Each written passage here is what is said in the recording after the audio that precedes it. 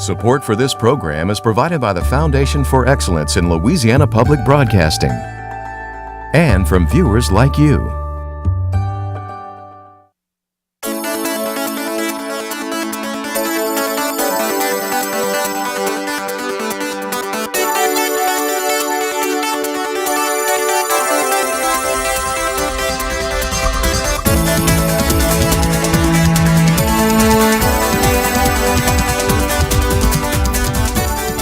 Hello and welcome to Louisiana Public Square. I'm Beth Courtney, president of LPB. Joining me to explore Governor John Bel Edwards' teacher pay raise proposal is Barry Irwin, head of the Council for a Better Louisiana. Welcome, Barry. Well, thanks for having us. Well, for Louisiana's 49,000 public school teachers, the new year may come with a new salary. The governor is hoping to push the legislature to pass a $1,000 pay increase for teachers and a $500 increase for support staff. Edwards says his package would cost the state about $114 million. Well, while support for a pay increase seems universally popular, questions still remain. How to pay for it? Should it be across the board or used as an incentive to recruit teachers in needed subject areas? And is it enough to attract and retain good candidates to an already declining profession? Well, educators, administrators, and decision makers look for answers as we explore the value of teachers. And what are those things that we were calling bad, that we said are unfair? What are we saying those things are, Miss Erin? Injustices. Amelia Gilmore is using a book about the civil rights movement to teach her second grade students vital reading comprehension skills. So we're learning about different civil rights leaders and how they addressed injustices. And through that, we're doing right now Main Idea and Details. Gilmore is new this year to the Baton Rouge Center for Visual and Performing Arts, but she's in her fourth year of teaching. A perk of her new school is a shared fund for classroom supplies, an exception rather than the rule. Previously, I was at a school where I had to spend hundreds of dollars of my own money supplying my students with supplies if they didn't have them, general supplies for my classroom, such as printer ink and things like that, and additionally, just books for my classroom library I would purchase. Gilmore has a master's degree and currently earns about $3,000 less than the Southern Regional average of $50,955. Louisiana teachers, on average, earn about $1,200 less, or $49,745. Governor John Bel Edwards plans to recommend a $1,000 teacher pay increase to the legislature this April. Teachers haven't received a raise in a decade. $1,000 is not enough. Keith Courville is the executive director of Associated Professional Educators of Louisiana. Unlike state teacher unions, Courville's group is pushing for a $3,000 increase. Teachers' salaries are currently funded by the state through the Minimum Foundation Program, or MFP, with additional amounts added by local districts. But Courville says a raise needs to happen at the state level. In order to increase our state average, we have to go to the MFP and we have to go to state funding sources. As it is now, there are several rural parishes in Louisiana that are unable to provide higher pay for teachers because they don't have the local base of revenue. Stephen Wagasback is a member of the MFP task force. Wagasback says increasing the amount of the MFP is one option to financing a pay raise. If you incorporate the salary supplement inside the MFP, the thought is that it becomes more likely to become a continuous or a recurring investment. Also, the legislature and the governor have the option of doing an investment outside the MFP through the typical budget appropriation process. That is more commonly done for a 1-year or maybe 2-year investment and not an automatic recurring investment.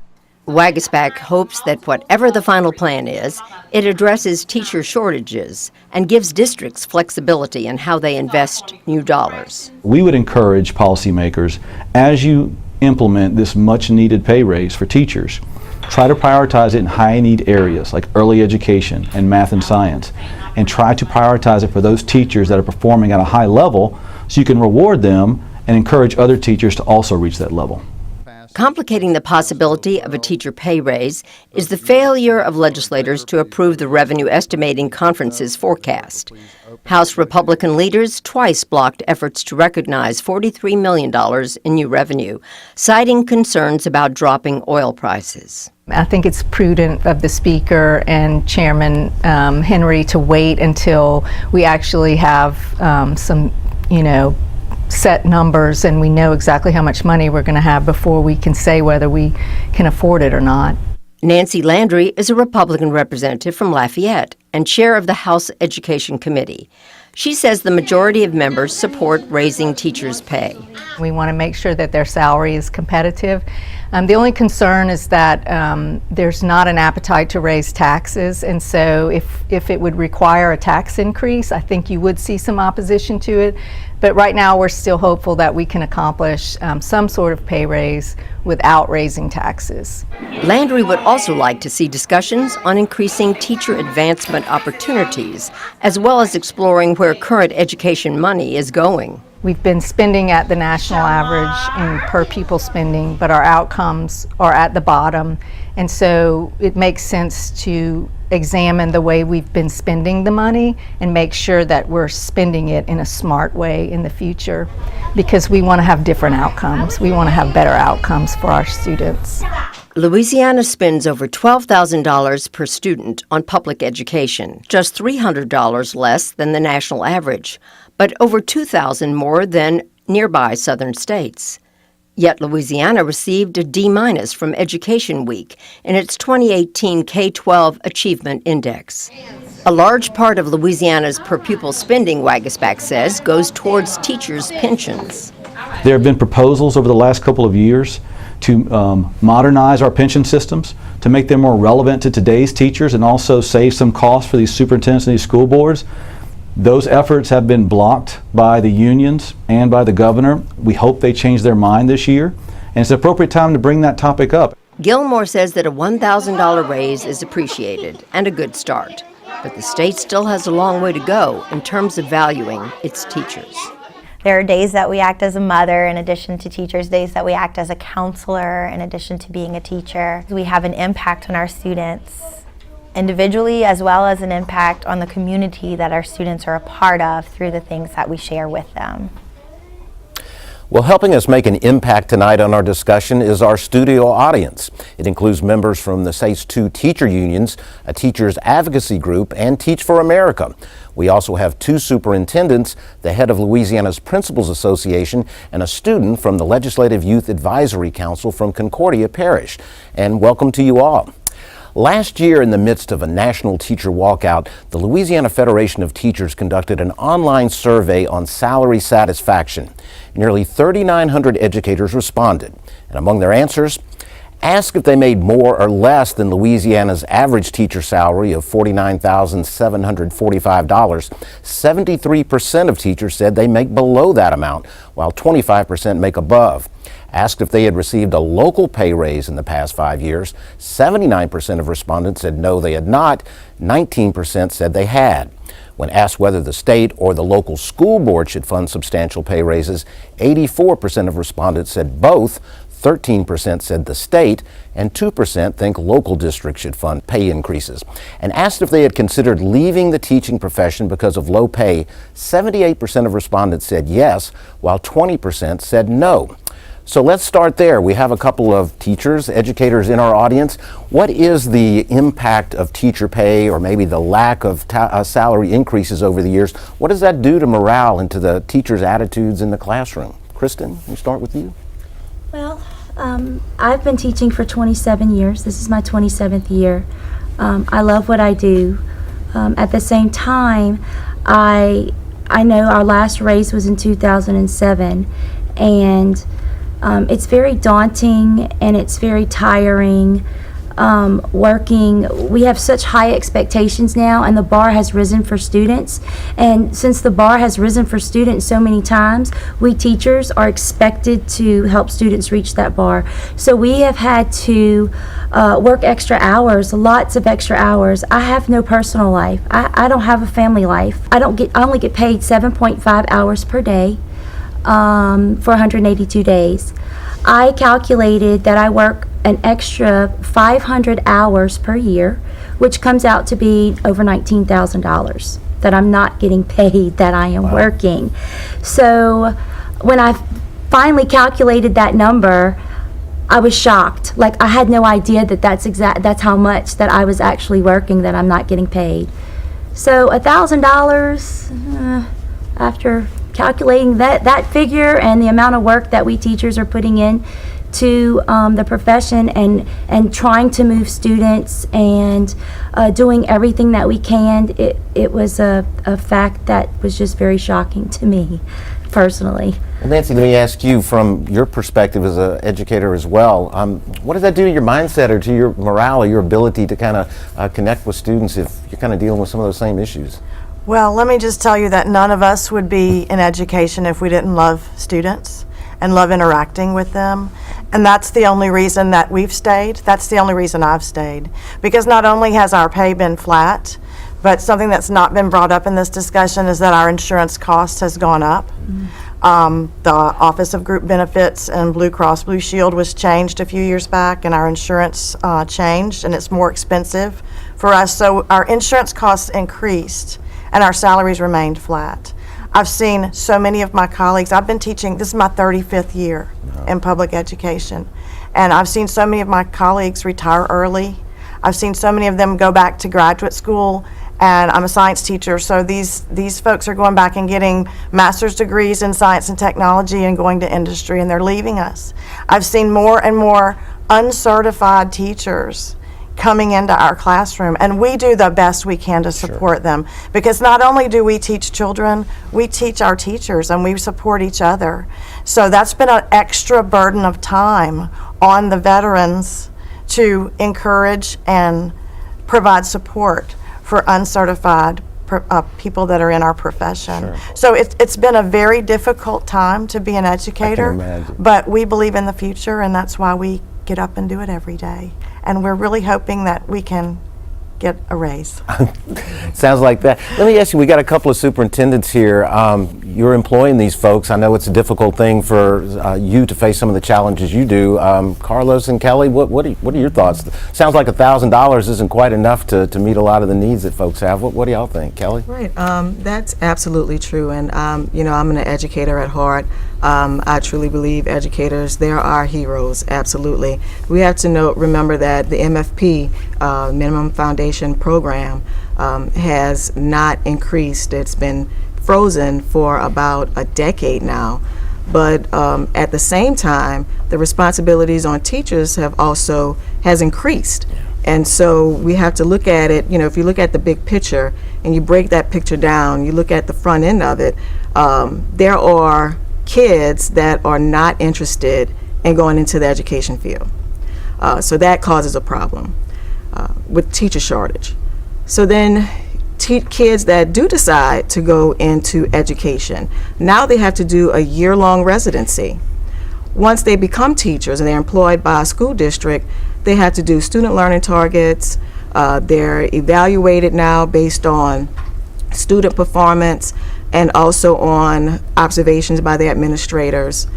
In order to get tenure, they have to have a highly effective rating 5 out of 6 years. You know, so there's a lot of things that's going on that has changed with our teachers. And so when you talk about $1,000, we're talking about $83 a month.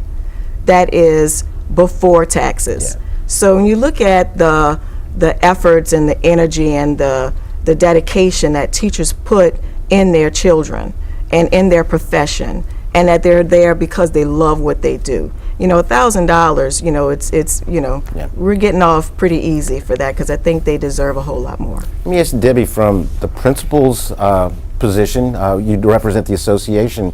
What do you hear and hear from your folks, and how does that kind of play out from your membership? So I'll tell you that for principals, on a daily basis, finding teachers to fill vacant positions is a daily issue that they have to deal with. It's probably one of the most critical issues they deal with. There is nothing more important than making sure we have certified teachers in our classroom. And I think when we talk about a pay raise, whatever is proposed, I believe should be a first step. Because I think until we get back to the Southeast average that we have regressed from, because at one point we were there, that people need to be able to know that we value what teachers do. And right now, for the past 10 years, everybody's been having to deal with doing more but getting less. And I think what we need to do is make sure that it becomes the priority. I know I heard in one of the conversations that we talked about how do we make it a priority if we don't have it in the budget. And I come from a father who was in the service, who he said it's up to you to make it a priority. Let me ask real quickly, because we're almost out of time here. John, you were a student. This is a discussion that affects students a lot in a lot of ways. Do you hear a lot of that, or do you feel that as a student in the classroom, this kind of issue? Definitely. As a student, I see firsthand how teachers have an impact on our lives. And parents trust the teachers, send their kids to teachers every day. And I think that their pay should reflect the trust and the work that they do, because their work that they do is tremendous. I think it was stated earlier that they work as a counselor sometimes, because they do. Some kids aren't as fortunate as others, and all they see are teachers, and so they work as a counselor to them. And I think that the pay that teachers receive should match the work that they do. All right, thanks a lot. Well, that's all the time we have on this portion of our show. When we return, we'll be joined by a panel of experts as we explore the value of teachers.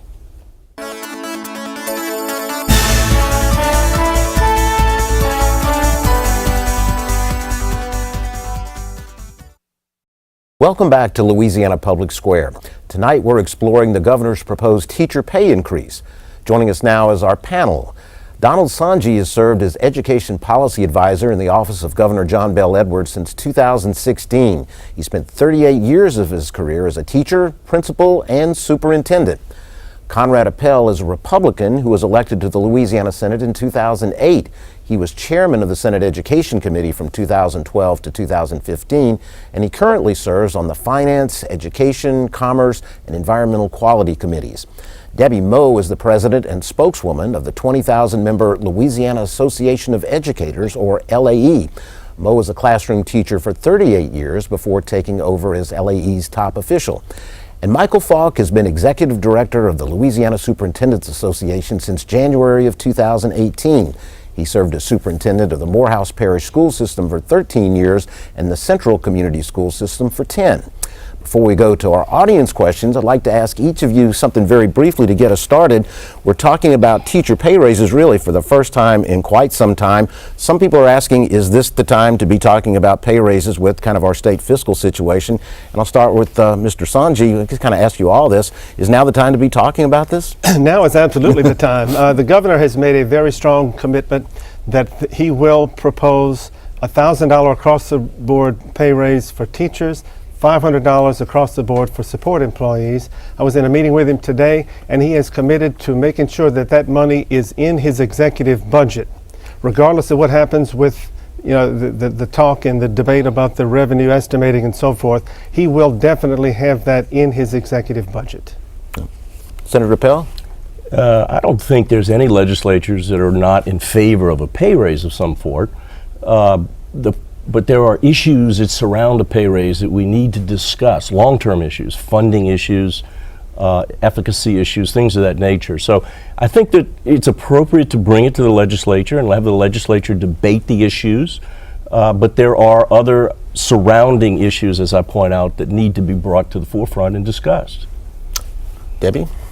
It's absolutely the right time, because our educators in the classroom and our support personnel who make schooling possible for all of our children are at the point where they are not able, in some cases, to really be part of a middle-class society.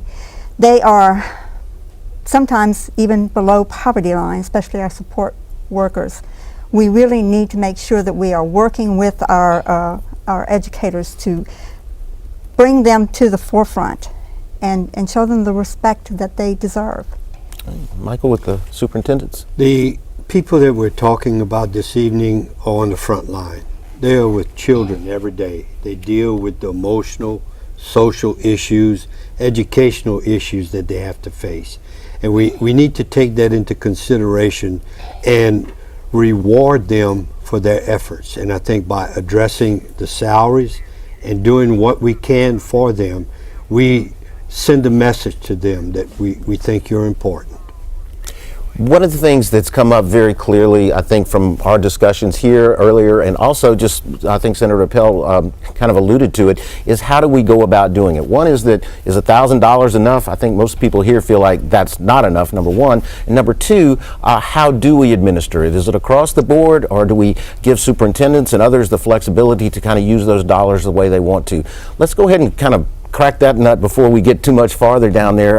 Is $1,000 enough for what we're talking about here? Well, I don't think anyone agrees that $1,000 is enough. When you go back 10 years and see that no raises have been given, if incremental raises had been given over that period of time, then we wouldn't be talking about being in such a deficit. No, $1,000 is not enough, but what we want to do, what the governor wants to do, is set the stage where this can be a recurring process, where this is not the only pay raise that he is considering. He'd like to do this on a yearly basis and go back to that idea of the Southern Regional Average, which is an area that we had 10 years ago. We finally approached that and we surpassed it.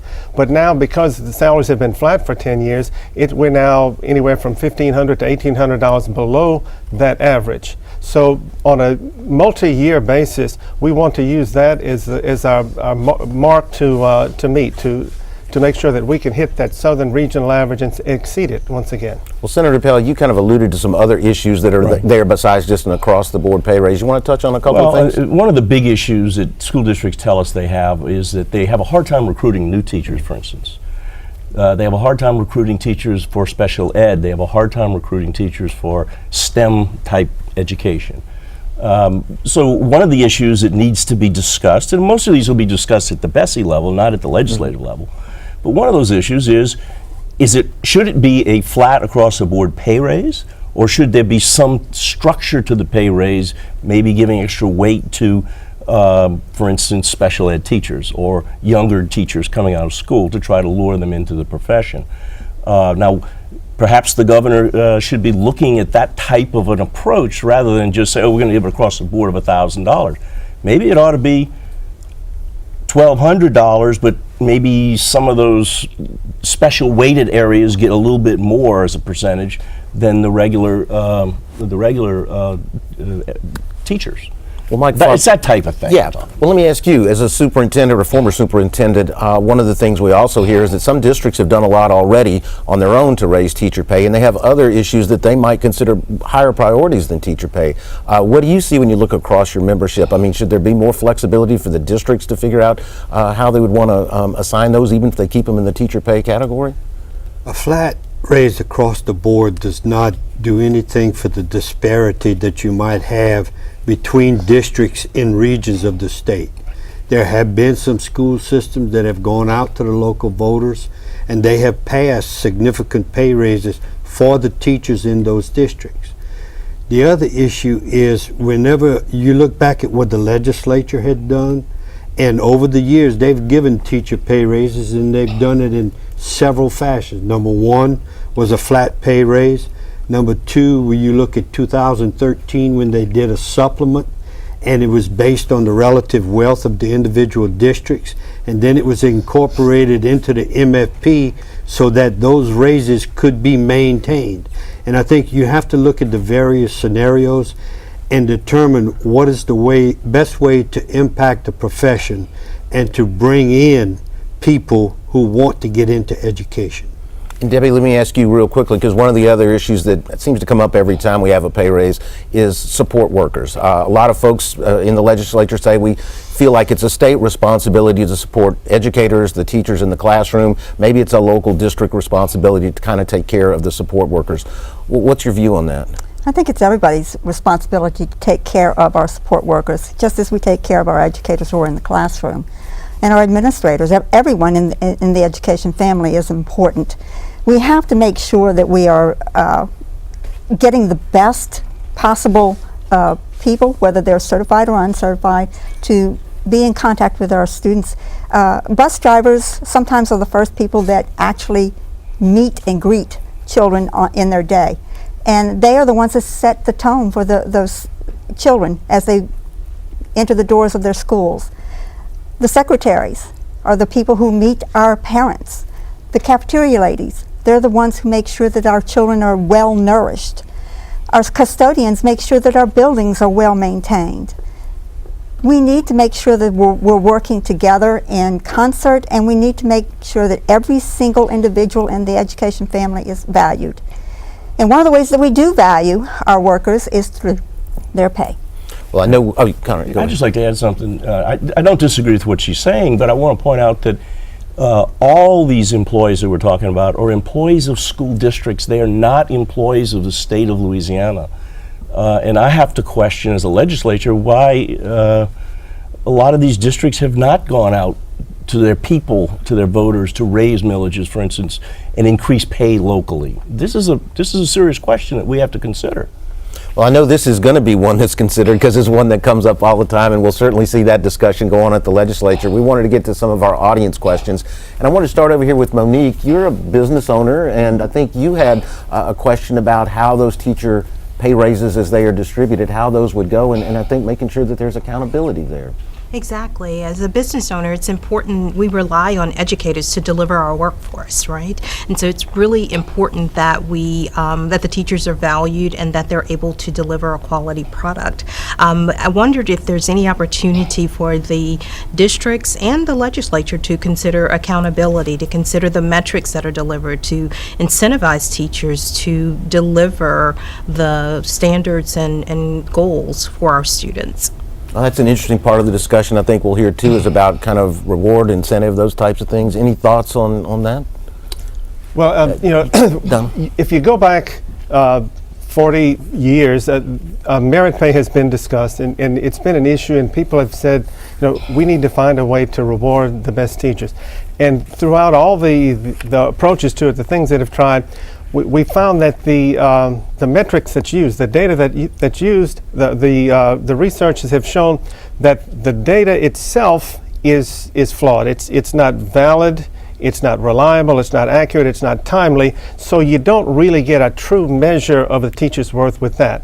Although I think there are ways to reward good teachers, and there are districts that do this, by using multiple career path opportunities, where a district can identify a good teacher, a strong teacher, and provide additional responsibilities for that teacher with corresponding pay.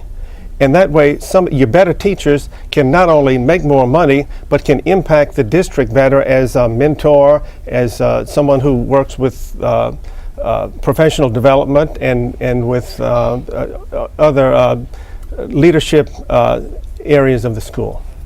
As a business person, you have a limited amount of resources to spend, so you prioritize your assets in a way that is the most profitable way for returns to your business. In a similar manner, the state runs, except we're not interested in a profit, we're interested in educated children. Louisiana spends $12,000 plus per child, $2,000 more than the average southern state, and yet our results are dead last. They just came out again recently. Ed Weeks published in the last few weeks that we are literally dead last in the South. One has to, as a legislature, one has to ask, if we're spending so much, now some of it's the old UAL, we know that. That's the retirement. The old retirement fund, but that doesn't equal that differential. That's a piece of it. So if we're spending this much money, and our teachers, who are number one most priority as far as getting quality education, are not getting paid at the right level, legislators have to ask, where's the money going? What's happening to it? I don't know the answer to that. I'd like to know the answer to that, but it's that priority issue that you're talking about that, to me, is an issue. It's a big problem. part of the funding formula requires that a school district spends 70% of its general fund on instruction and instructional materials. And Bessie monitors that. In the past, we had some districts that were falling below that threshold, but now all districts do meet that threshold. The senator alluded to the unfunded accrued liability is currently at 26%, the employer share, and 22% of that goes to offset the liability in the pension fund that's there. There's much movement across this nation that the public retirement systems, the pension plans are being looked at by legislators, and they're trying to devise ways. Now, teacher retirement and the legislature have taken steps over the last 2 or 3 years. They're small steps, but they have been meaningful steps in an effort to try to reduce that obligation for the employers.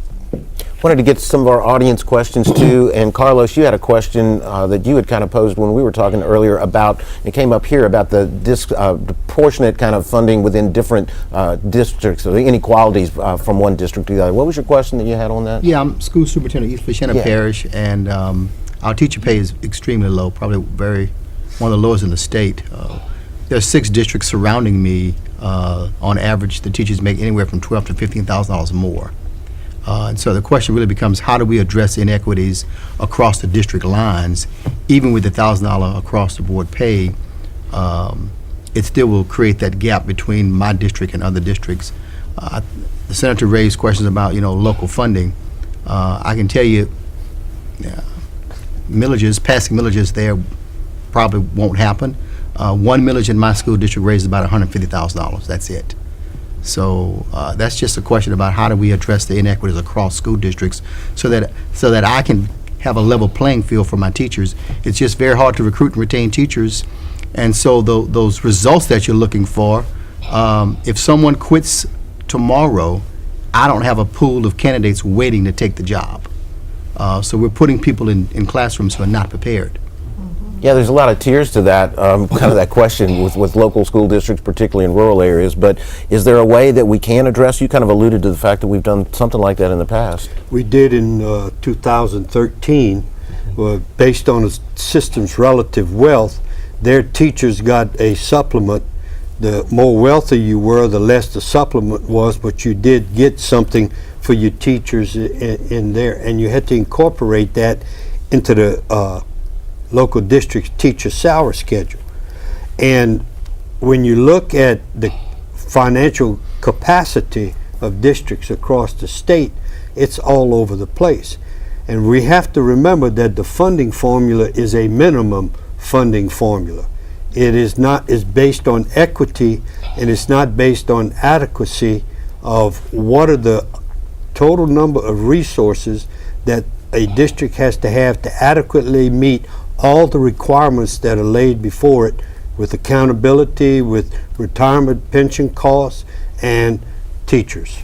And Debbie, I guess that's something you hear from some of your members as well, in terms of one district to the other, the issues that they deal with there. Yes, there are those teachers who believe that, I teach more kids, therefore I should be paid more, or I teach a subject that is science related or math related, I should be paid more. What I do want to interject is that I believe every teacher has value, because I do know that the art teacher is touching lives. And there are children who are using what they're learning in those classes and translating that into careers. I know that the speech teacher in the school where I taught maybe didn't build careers for these children, but she built confidence for those children. And that translates into actually working at getting a job and being a good employee for the employer. Well, let me ask, Laura, you represent a lot of teachers, young teachers who have come to our state largely for Teach for America. What is their experience, and what kind of question do you have for our panel about how we kind of navigate through this issue that we've got so many little complications with? Yeah. I think the question for me is, I'm struck by how clear we are that teacher pay needs to be increased, and yet when we think about how, we get quite stuck. How are you all, just as leaders in this effort, thinking about building a coalition who can come up with creative solutions for how to keep educators really central in this, so that they don't get caught kind of in the crossfire when we tend to get stuck?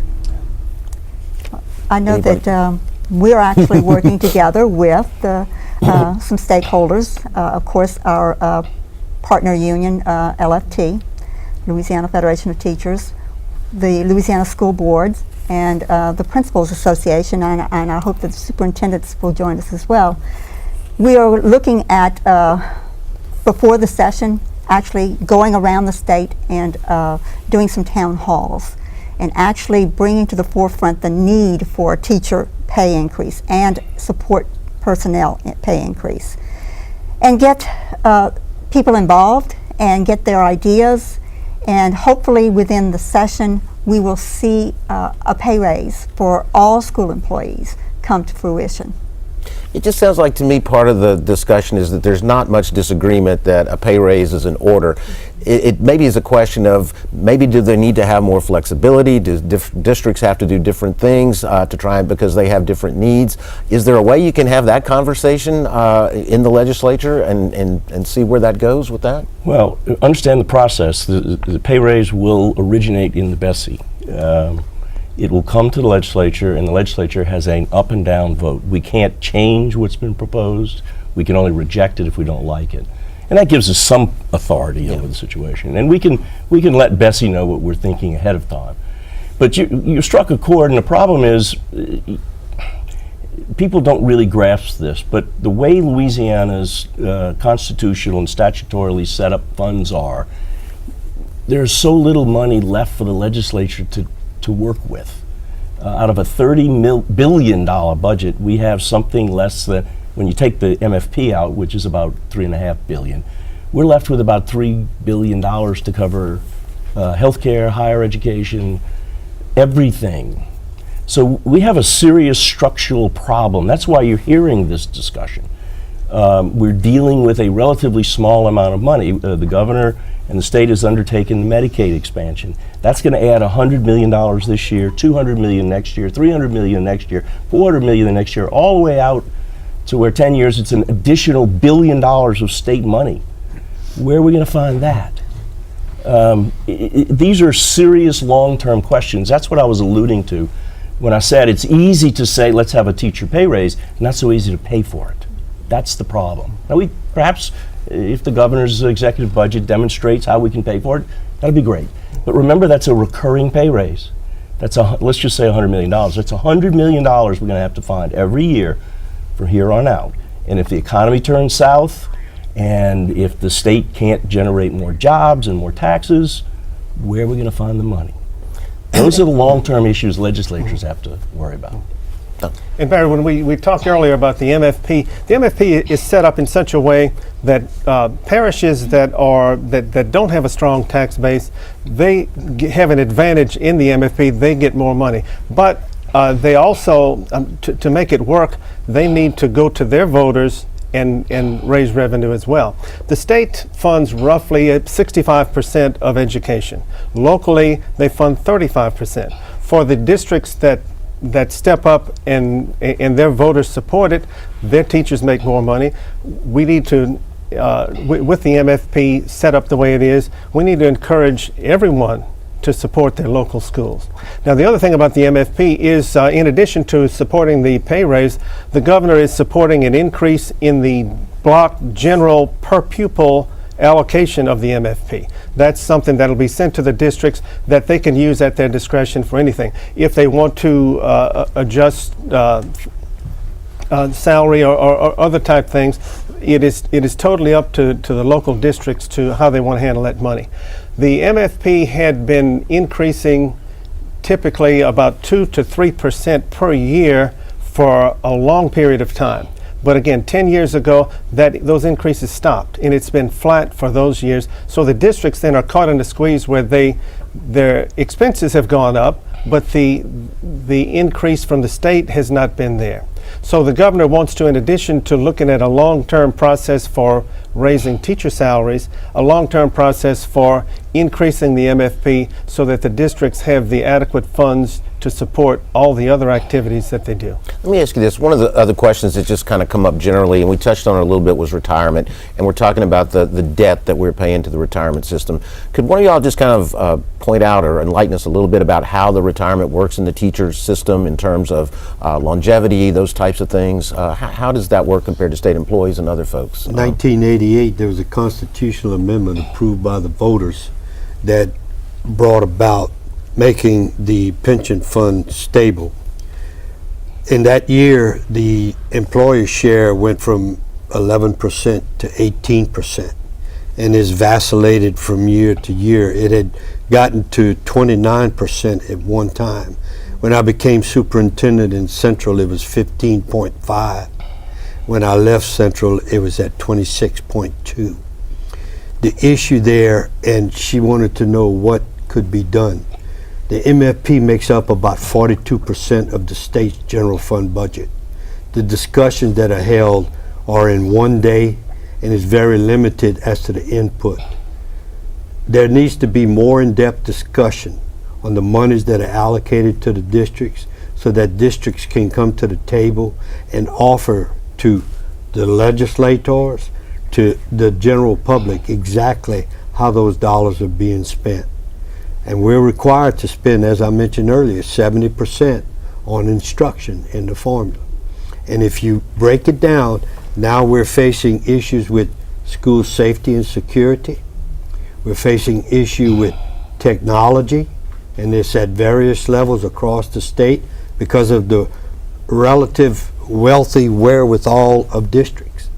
Just one last thing, though, on the retirement. How does it work in terms of the teachers, in terms of the longevity, the length of time they have to serve, and is that part of the issue, or is that something that's already been addressed? Well, whenever the salary schedules are geared towards longevity, the longer they stay, there's step increases and stuff. You get a beginning teacher that might make $40,000 a year. You have a teacher with 25 years of experience that might make $55,000 in that same district. So experience plays a part in it. And whenever that salary increases, that 26 or 25.9% goes along with that increase. So if you have a $50,000 salary, you're looking at right at $12,500 that the district is paying from their part just for their portion of the retirement. But how long do they have to go before they can retire? Or when are teachers eligible for retirement, and is that part of an issue too? Well, they changed that a couple of years ago in the retirement, the calculation and everything like that. So it's changed a little bit, and it's no longer the 3 highest years and stuff like that. But a teacher that starts at age 22, they can retire at age 52. Okay. So that's 30 years basically. 30. Okay. Let me ask you, we had some other questions here. Cynthia, you were talking or concerned about teacher shortages, both kind of on the front end when recruiting teachers into the teacher profession, and then on the back end too with people kind of leaving early, which kind of gets into this question dealing with retirement. What are your concerns, and what kind of question do you have for these folks? Well, first of all, I'd like to address the retirement issue that Mr. Falk was talking about. When he talks about the UAL, that's actually something that a payment that the legislature should have made years ago, and they didn't. So it's kind of been lumped into that, and we're paying it off. In fact, it's set to be paid off ahead of time. So that will take care of itself. My concern is that every year we lose 15 to 18% of teachers, and certified teachers even more. So we need to do something to make sure that they stay, to give them incentive to stay. I know that I spoke with a teacher recently addressing the merit pay issue. She teaches gifted and talented.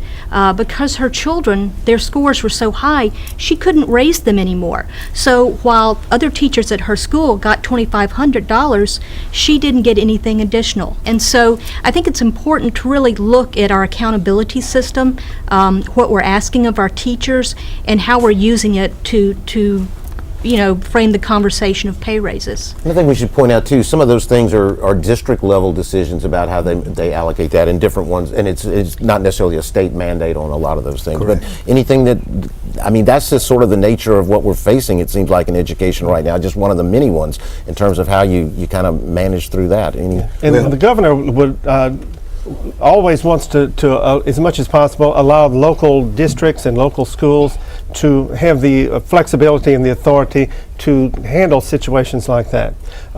From his standpoint, what he wants to do is just raise that base and then let the districts, if they want to get more specific with pay, they can use additional funds that they have to address that.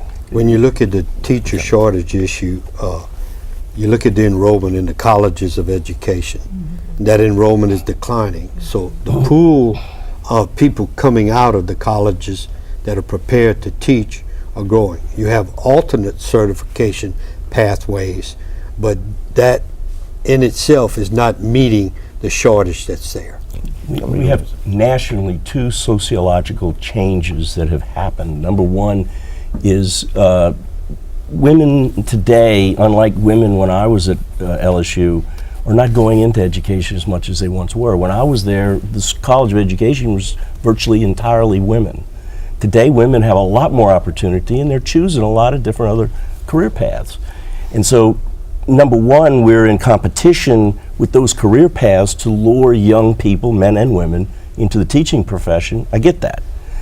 Number two, we also have to worry about early childhood education and child care, which is another mega cost function that we're not even talking about here today, but that's another $100 million or so.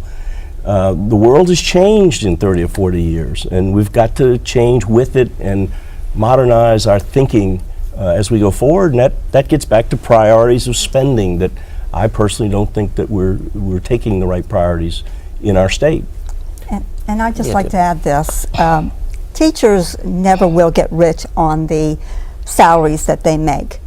But that is a trade-off that we make when we go into education, knowing that there are some perks, and our pension is one of those perks.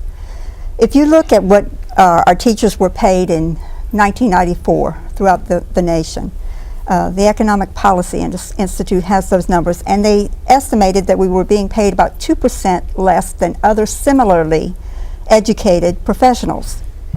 In 2015, the numbers show that we're being paid 17% less, and that's probably a greater difference today.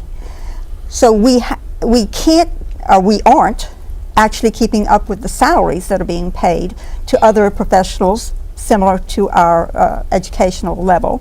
So we have to have something to attract teachers into the profession, and I think that the pension, which is a good one, is one of those perks and one of those incentives to bring people in.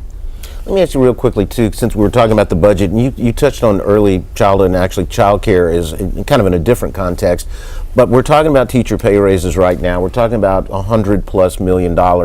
We're also seeing ourselves kind of lining up to have a further discussion about better funding of early childhood education in our state. We've laid a lot of groundwork. There's a big question about when we can start to do that. I mean, looking at the budget constraints that we're talking about, you mentioned health care, we're talking about teacher pay raise, and we're talking about a renewed interest in trying to begin to at least fund some more in early education. I mean, given the constraints we've been under for the last 10 years, do we see any of those things really possible to happen? We need to go back and, number one, look at the structure of the budget. That's a broad question. But number two, also look at those priorities. I'll probably get a lot of trouble for this, but we're spending $200 million a year on movies and spending it to Hollywood. That's $200 million that could go to education. I've argued that. I've twice tried to change that, and I've failed miserably. And I'm sure I'll be in big trouble saying it again. But I mean, there are priorities of spending within the existing budget structures that we can shift around. As you pointed out, I've heard estimates of around $100 million to do a good early childhood / child care program. That's a big number that we really seriously need to consider. It's important. If these kids aren't kindergarten ready, then these poor teachers are stuck with having raw material that they can't possibly mold into a quality educated product. I mean, they're just starting from a negative position. Well, these are things that the legislature's got to tackle in the next few years. They've got to, because the world has changed, and if we don't change with it, we're going to sink into the sea, allegorically. Keith, maybe it feeds into a question that you had about maybe some other resources that might be available. Absolutely, and I can't I can't agree enough that it is just so depressing and ridiculous that in a $33 billion budget, the only thing we're seeming to try for is $1,000, a raise that won't even give you a tank of gas and a dinner at Chili's every month. The bottom line is we've got to do more. We've got to go for 3. We've got to go to 5. And one of the things that I haven't heard in this discussion, y'all, they started taxing Amazon and online sales outlets, and nobody's talking about the state portion of that, how much it is, and whether or not we can dedicate it. That is an issue. I think there's a lot of things bringing to in clear as much money as was expected. We heard originally $800 million a year. It's less than 100, maybe way less. We may not even get that much unless we're willing to change the way we collect sales taxes in this state. Because right now we let every single district in this state, and there's dozens, hundreds of them, literally hundreds, collect sales taxes. Under the law, if we don't move to a common sales tax collection, we may not see any of that money. But that's politics. And I'd like to say that I agree with Mr. Corbell, Dr. Corbell. But at the same time, we have to be sensitive to the voters. I think our voters are willing to rise to the occasion and make sure that our teachers are being paid more. But they're not, I think, at this point willing to pay extra taxes to do that. So we have to work within the budget and the revenues that are coming in. Sports betting is not part of the discussion about teacher pay raise, but it is becoming a part of the discussion about early education. And just since we're talking about other sources of revenue, does anybody have any thoughts about that? A lot of people are wary about added dedications, dedicating more things. The governor has expressed that he is open to discussion about dedicating any sports betting to early childhood. He, in general, doesn't like the idea of dedicated revenues because when the legislature comes with the budget, there are maybe hundreds of dedicated funds that can't be touched and perhaps cause a problem with the budgeting process. But early childhood is such an important thing. Like Senator Appel said, without good early childhood education, we can't really achieve what we need to if we don't give them a good start. We hadn't heard from our educators. Kristen, any thoughts or any questions for our group here? And Nancy? The question that I had, it was similar. It was, why 1,000? Where did that number come from? In 2007, the raise was $2,375. It was a nice chunk, and that was almost 11 years ago, I guess. So my point was, where did the $1,000 come from, and why couldn't it be more? Well, the governor looked at what the potential increased revenue would be, and of course there's still issues with the revenue estimating conference, but he's very confident that there is probably $150 million available. And when you take the pay raise and the MFP increase together, that accounts for about every dollar of it. So any other increase beyond that would require additional taxes. And I think if he thought that were a good possibility, he would budget it. But he's basing it on reality, on what we have. But he has said that his first priority, his top priority, is teacher pay raises. As much as he can get with the increased revenue will go to teacher pay raises and funding of education. Now, he's looking forward to the fact that the economy will grow, and in subsequent years we will continue to get more revenue, and he will then be able to dedicate more.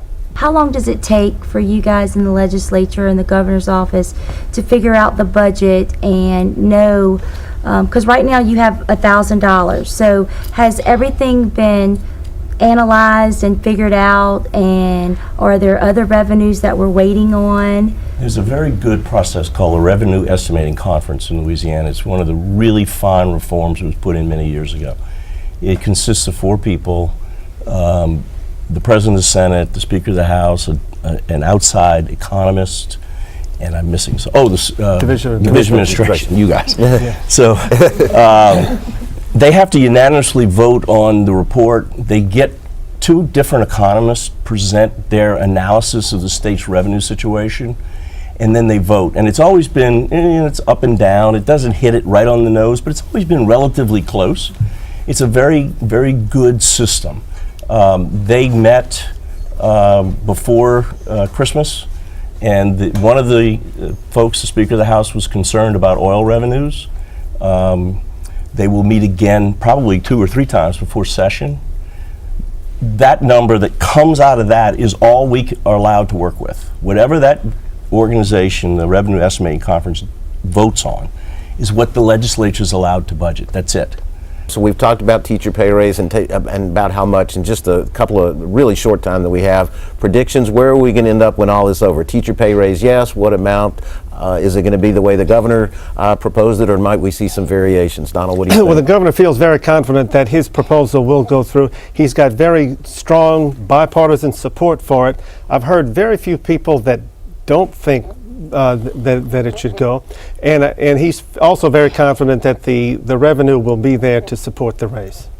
I think assuming the revenue is there, I'll twist his word. The raise will pass without any problems at all, but we'll have to see. There is some question. Debbie? I think it will pass. My concern is that it's not recognized in the executive budget. It may have to be a supplemental appropriation. If that happens, it might go into salary schedules in some places, and other parishes it may not, such as what Governor Edwards, then Representative Edwards, did with the $550 raise that was given to the different parishes for their teachers. In my home parish, it became a stipend, and when the supplement went away, so did the stipend. And Michael? I believe it is within the realm of possibility that there will be a pay raise. How it's going to be crafted, there's a lot of discussion that has to be had. It has to go through the formula. It has to go through the legislative process. But I believe people, once they come to the table, they're going to find a solution and do what they feel they can do at the highest level possible. Well, on that note, we're going to end because we've run out of time for our question and answer segment. We'd like to thank our panelists, Mr. Sanji, Senator Appel, Ms. Moe, and Mr. Fogg for their insight on this month's topic. And when we come back, we'll have a few closing comments, so stay with us.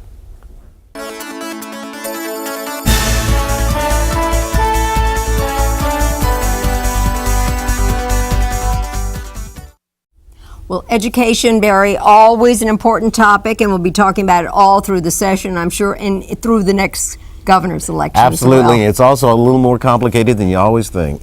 What I was thinking about is certainly when I did teacher education a million years ago, it feels like the world was very different. And now we have to have technology can help in the classroom, make it easier for teachers, and sometimes more difficult. So, I mean, this one isn't old solutions perhaps can't work for the new way. Well, it's funny when the young people know more about the technology than the old people, so Probably that's another part of it. Probably so. But we all know that teachers are important, and it's all the time we have for this edition of Louisiana Public Square. We encourage you to visit our website at lpb.org/public square. While you're there, watch additional interview clips. You may also comment on tonight's show by clicking on the social media tab, and we would love to hear from you. And the last time the federal minimum wage was raised was in 2009. Since then, 29 states have set minimum wages above the federal floor. This legislative session, Governor Edwards will be pushing again to raise the minimum wage for Louisiana workers. And next month, Louisiana Public Square brings together both of those perspectives on the minimum wage debate. And catch us then, and thanks for watching. And good night, everyone. Good night.